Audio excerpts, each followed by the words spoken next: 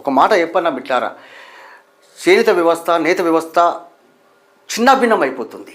ఈ రాజకీయాలు కేవలం పద్మశాల ఓట్ల కోసమే ఓట్ల రాజకీయం చేస్తూ నేత పరిశ్రమ చిన్నాభిన్నం చేస్తున్నాయి. కానీ వారికి జీవనోపాధి మెరుగుపరచాలి, వారికి జీవితాలు బాగుపరచాలని ఆలోచన ఏ రాజకీయ పార్టీలో ఏ ప్రభుత్వంలో రావడం లేదు. మరి ఈ నేత కార్మికుల బతుకులు బాగుపడాలంటే ఏం చేయాలి అనేది పద్మశాలి ఆలోచించాలి. ఈ నేత కార్మికుల బతుకులు బాగుపరిచేది కేసీఆర్ వల్ల కేసీఆర్ బాగుపడతాడు, రేవంత్ రెడ్డి బాగుపడతాడు, అక్కడ ఆంధ్రప్రదేశ్లో చంద్రబాబు నాయుడు బాగుపడతారు, లోకేష్ గారు బాగుపడతారు, పవన్ కళ్యాణ్ గారు బాగుపడతారు.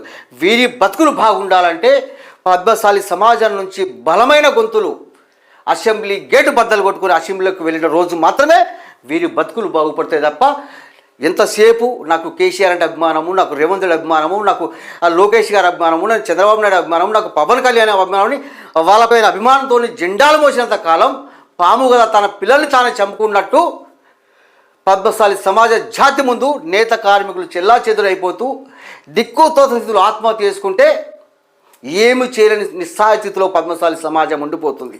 కాబట్టి ఓ పద్మశాలి మిట్లారా, ఒక పద్మశాలి బిడ్డగా అయిపోతున్నా నేను. నేత కార్మికుల బతుకులు బాగుపడాలంటే, పద్మశాల జీవితాలు బాగుపడాలంటే పద్మశాలి బిడ్డలు బలమైన గొంతులు అసెంబ్లీ గేటు బద్దలు గొంతుకుని పోయినాడు పద్మశాలి వాదం వినిపించిన రోజు మాత్రమే వీళ్ళ బతుకులు బాగుపడతారు తప్పించి ఎంతసేపు వాణి జెండా విని జెండా మోసినంత కాలం పద్మశాలి జీవితాలు బాగుపడే పరిస్థితి లేదు మిట్లారా.